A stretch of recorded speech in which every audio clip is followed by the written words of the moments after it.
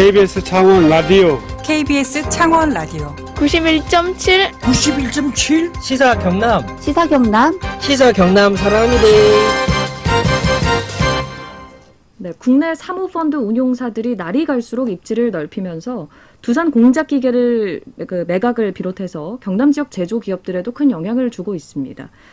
과연 기업의 사냥꾼인지 아니면 기업의 구원투수인지 사모펀드의 실체에 대해서 오늘 한국경영연구소 여성환 소장과 자세히 알아보겠습니다. 소장님 어서 오십시오. 네, 반갑습니다. 예, 펀드라는 게 여러 사람의 돈을 모아서 이제 투자를 하는 거잖아요. 그럼 사모펀드도 이런 펀드의 일종인 거죠?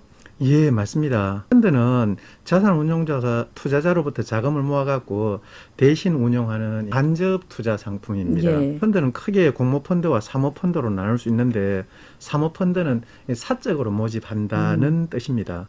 49인 이하의 투자자로 구성되고 상품 홍보도 불가능해서 보통 고액자산가를 대상으로 가입이 이루어지는 편입니다. 그러니까 운용이 자유롭고 공격적인 투자가 가능해서 예. 자산이 충분하고 고위험 고수익을 추구하는 투자자가 선호하는 방식입니다. 그 반면에 공모펀드는 공개적으로 모집하는 펀드인데요. 예. 50인 이상 다수가 가입할 수 있습니다. 그리고 공모펀드는 불특정 다수에게 홍보도 할 수 있고 예. 투자자는 판매사를 은행이라든지 정권에서 이런 데를 꼭 통해서. 통해 가입을 할 수 있습니다. 예. 많은 사람을 대상으로 하기 때문에 금융당국은 다양한 규제를 통해서 자산운용사가 투자자에게 투자 위험에 대해 정확하게 알려주도록 강제하고 있습니다. 공모펀드는 원금을 잃을 가능성이 사모펀드에 비해서 상대적으로 낮기 때문에 수익성도 상대적으로 또 낮겠죠. 그렇죠. 예, 예. 중수익 저위험 예, 예. 그런 걸 하는 투자자들이 주로 선택을 합니다. 예, 그러니까 사모펀드는 쉽게 얘기해서 사적으로 모집한다. 비공개고 수익성이 좀 많고 위험성도 그만큼 크다. 이렇게 정리할 수 있을 그렇죠. 것 같아요. 원금 손실의 위험이 항상 도사리고 있습니다. 예. 근데 지금은 사모펀드를 두고도 뭐 여러 가지 시각이 엇갈리고 있습니다만 97년 외환위기 직후에 등장한 사모펀드는 당시에 뭐 이른바 먹튀 자본이라는 비판도 있었잖아요, 사실. 예, 그렇습니다. 사모펀드가 우리나라에 알려지기 시작한 게 1980년대 그때부터인데 실질적으로 우리한테 직접 알려진 거는 이제 97년 그렇죠. 외환위기 때 이럴 때 우리 기업들이 이제 뭐 굉장히 어려웠었잖아요. 그때 사모펀드들이 우리가 보이는 모습 기업 사냥꾼 형태로 이렇게 등장을 하다 보니까 첫인상이 안 좋죠. 예, 그리고 예. 자세히 그 세부 내용을 보면은 한미은행을 산 뭐 칼라일, 예. 외환은행을 산 론스타. 너무도 유명한 론스타 이런 이제 글로벌 펀드들이 대표적인 사모펀드인데 이들이 이제 단위의 바이아웃을 성사시키면서 우리 이 한테는 이런 문화가 없었으니까 굉장한 충격으로 다가왔었죠. 아, 여기서 바이아웃이라고 한다면 이제 경영권을 사들였다라는 의미예요? 예, 맞습니다. 네. 2004년 이후에 국내 경영 참여형 사모펀드 제도가 이제 도입되면서 이 사모펀드를 둘러싼 시각이 조금 바뀐 것 같아요. 긍정적인 평가도 분명히 있었잖아요. 네, 그렇습니다. 외환위기와 금융위기를 겪는 과정에서 사모펀드는 기업의 구조조정과 산업 재편을 하는데 자금줄 역할을 해서 긍정적인 면도 있었고요. 그다음에 그 유동성 위기를 타개하기 위해서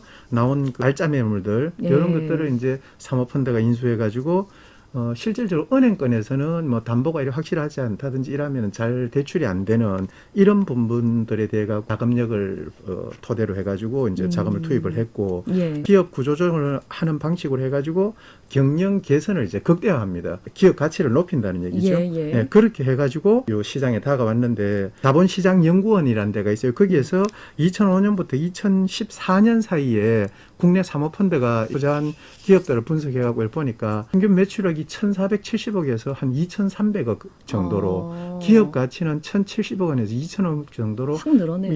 거의 2배 가까이 느는 이런 점들이 있어서 이런 것들을 봤을 때는 사모펀드가 산업의 윤활유 역할을 하는 등 이제 긍정적인 효과도 있다. 이렇게 그렇죠. 말씀드릴 수 있습니다. 그렇기 때문에 이 사모펀드 하나를 두고 일각에서는 기업의 사냥꾼이다라고 하는 거고 또 일각에서는 기업의 구원투수다라고 얘기를 하는 거군요. 예, 그렇습니다. 근데 이제 문제는 이런 사모펀드가 단기간에 경영 개선 효과를 누리겠다면서 무분별한 매각을 한다든지 아니면 구조조정과 인력 감축을 선택하고 있다는 거 아니겠습니까? 네, 맞습니다. 그래서 이게 되게 문제가 되고 있는데 예. 단적인 예로 홈플러스 경우 보면은 우리나라 사모펀드인 그 MBK가 2015년에 홈플러스를 인수를 했거든요. 예. 그때 총 인수 자금이 뭐 7조 2천억 정도 됐는데 그중에 홈플러스를 자기가 사놓고 그걸 담보로 해갖고 한 5조 원 정도를 결국은 대출을 받은 겁니다. 그럼 실제 있는 돈은 2조 2천억 원 가지고 샀다는 그렇죠. 거예요? 그렇게 해가지고 이제 문제가 뭐냐면 홈플러스는 이제 이거를 자기네들이 갚는 게 아니고 홈플러스가 5조 원을 이제 갚아 나가야 되는 겁니다. 아, 그래요? 자기네들이 2조 2천억 넣었으니까 이걸 해소하기 위해 가지고 대전 둔산점 2,802억 원, 경기 안산점 4,300억 원, 대구점 1,279억 원, 대전 탐방점 908억 원 등 전국 4개 매장을 이렇게 매각해갖고 1조 원 넘는 돈을 이미 이제 현금을 확보를 했거든요. 그러니까 여기를 매각을 한 거예요. 지금 예, 이제 예, 투자금을 그렇죠. 회수하기 위한 방법으로요. 예, 이제 사모펀드들이 전형적으로 하는 방법입니다. 그럼 예. 그 과정에서 노동자들은 반발을 많이 했겠네요. 그렇죠. 이래서 노사 갈등이 아주 굉장히 첨예하게 나타나는데 이게 뭐냐면은 MBK 인수 이후에 홈플러스 직영 노동자 수가 4,529명 감소했습니다.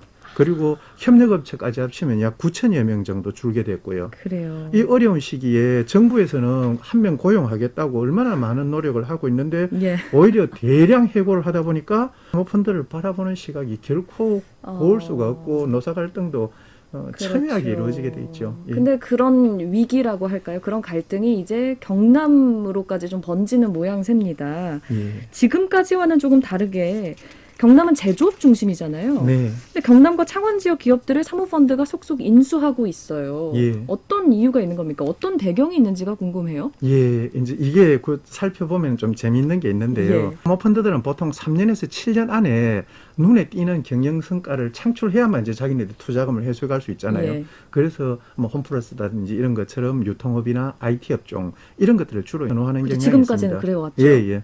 그런데 이들 업종은 이제 코로나19 때문에 고성장을 해버렸습니다. 그렇게 하다 보니까 상대적으로 이 사람들이 그 투자 배수 이제 회수하는 데 대한 그 배수가 좀 낮아지기 때문에 예. 가치가 이제 어느 정도는 조금 떨어졌다고 보여지고 이 제조업체들은 사실 따지고 보면 그 안에 장비 이런 게 다 있어서 위험이 조금 낮기도 해요. 그러니까 원금 손실 위험이 상대적으로 조금 낮고 예. 그다음에 제조업체가 이제 코로나19로 인해 갖고 투자를 잠깐 중단할 수밖에 없었잖아요. 안 그렇죠. 팔리니까 그죠? 예, 예. 예, 그렇게 했었는데 여러 가지 이제 표들이 경기 회복을 지금 가리키고 있잖아요. 세계 그렇죠. 경제가. 그렇죠. 예, 그래서 공작기계, 중공업 등 제조업체의 실적 개선이 이제 아주 점쳐지는 그런 상황입니다. 아하. 그래서 세계 각국들도 코로나19로 인해 갖고 침체된 경기를 부양하기 위해 갖고 사회 간접 자본이나 이런 다양한 분야에 이제 투자 계획을 발표하기 시작해서 예. 도약할 수 있는 기회가 왔습니다. 그러니까 사모펀드가 보기에 제조업은 기회의 땅인 거네요. 그 경남이 예, 예. 그렇게 되는 거고. 예, 예, 위험은 좀 적고. 예. 예, 예. 그렇게 했는데 경남 기업들이 코로나19 이걸 견디느라고 실제로 해고도 많이 못하고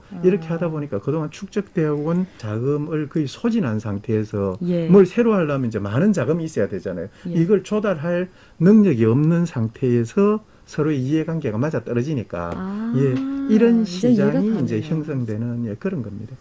근데 이제 최근에 사모펀드가 5년 만에 두산 공작기계를 매각했다는 발표가 있었습니다. 지금 MBK 그리고 두산 공작기계는 어떤 상황이에요? 두산 공작기계는 보면 창원 국가산단 내에 있는 국내 대표적인 산업용 공작기계를 만들어 파는 그런 회사입니다. MBK 파트너스가 2016년 3월 DMT 홀딩스라는 회사를 설립하고 그해 4월에 1조 3,800억 원을 투자해가지고 두산 인프라코어에서 공작기계 부분을 사업 양도소 방식으로 인수해가지고 그게 5년 두산 전이죠. 공작기계라는 법인을 만들었습니다. 예. 그래서 MBK 파트너스는 두산 공작기계를 인수한 후에 2018년 자본 재조정을 통해 가지고 이미 투자 원금에 해당되는 1조 5천을 이미 회수를 했습니다. 그래요? 예. 예, 그리고 두산 공작기계는 2016년 그 MBK 파트너스로 매각할 당시에 부채 비율이 149%로 비교적 양호했었습니다. 근데 2019년까지는 이제 128%를 유지하고 있다가 예. 2020년에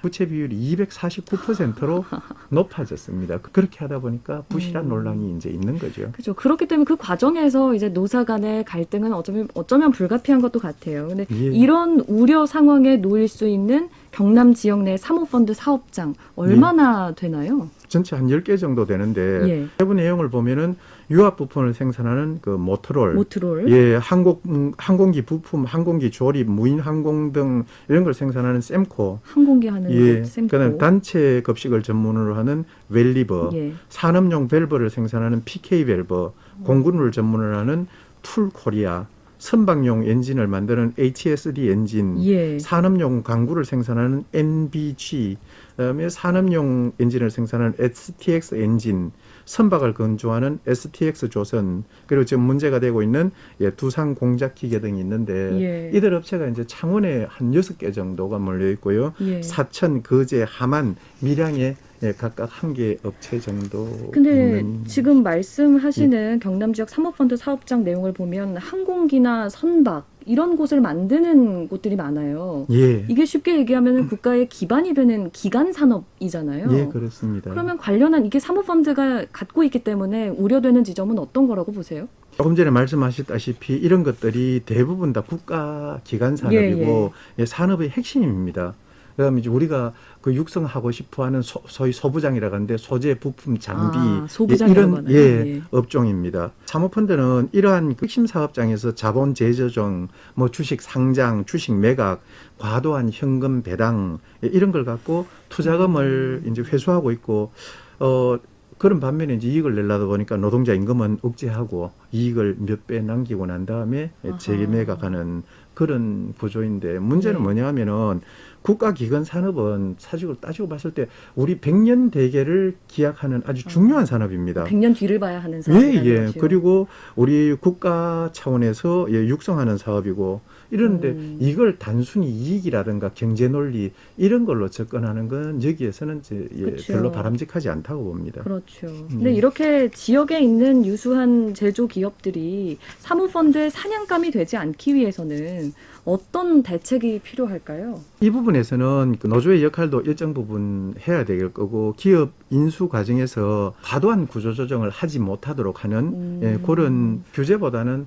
노조를 부분적으로 참여를 허용해주면은 그러니까 전면이 매각 아니라. 과정에서요? 예. 그 예. 부분적인 참여만 허용해줘도 노조에서는 어떻게 하든 자기 생존권은 방어를 하려고 될 겁니다. 법으로 몇 % 정하는 것보다는 예, 그런 게 좀 더 좋을 것 같고 사모펀드는 비실명으로 돼 있어요. 왜냐하면 비실명에 이점이 많으니까. 그런데 아하. 우리 통장 하나 만드는데도 신분증 검사하고 얼마나 까다롭게 그렇죠. 합니까? 예, 그런데 돈을 수억 혹은 수천억 투자를 하는데 비실명이다 이런 부분이 좀 비밀명이 있어서 있다. 여기에 이제 이 부분에 대한 개선도 좀 필요하고 예. 그다음에 이제 금융감독위원회와 금융위원회는 공정한 금융 질서와 노동자 피해 방지, 국가 경제에 미치는 영향 등을 고려해가지고 사모펀드를 지금 현재보다는 좀 더 실태 파악을 좀 더 철저히 하고 문제가 생기면 사전에 이제 예방 좀 해야 되겠고요. 예. 그다음에 사모펀드는 자산 운용 결과를 금감위에 보고할 의무가 없습니다. 한꺼번에 이걸 해라 이러면은 이제 이게 문제가 생기니까 단계적으로 이렇게 조금씩 올려가면서 이렇게 보고 의무화를 강도를 높여가고 그렇게 해서 최소한 이걸 갖고 어떻게 하겠다보다는 실태 파악이 분명히 돼야 어떤 예. 문제가 있는지 알 수 있고 그렇게 해야만 대책도 이제 마련할 수 있거든요. 그래서 이러한 부작용 이런 걸 좀 최소화하기 위해서 입법도 좀 하고 제도화도 좀 하고 하는 이런 보완을 해야 된다는 그쵸. 목소리가 노동계에서는 뭐 크게 나오고 있습니다. 예. 소장님 오늘 말씀은 시간 관계상 여기까지 또 들어야 될 것 같습니다. 오늘 좋은 말씀 너무 감사합니다. 잘 들었습니다. 네, 감사합니다. 네, 지금까지 한국경영연구소 여성환 소장과 함께했습니다.